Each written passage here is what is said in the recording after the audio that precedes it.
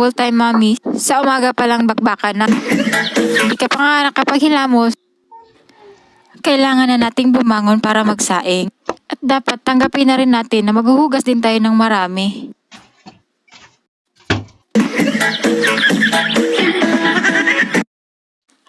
At kailangan may lakas ka pa para sa tambak mong labahan.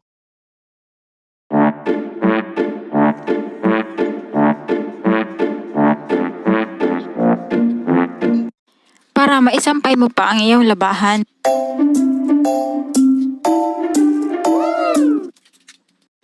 At habang tulog pa si baby, magwawalis na naman ako sa labas.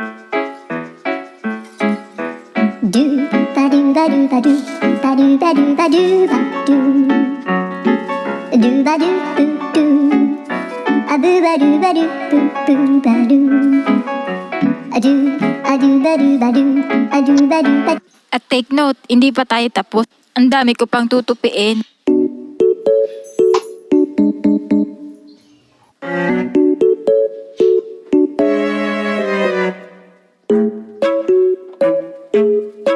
May kasamang walis pa yan. O diba, ganun, hindi madali ang maging full-time mommies.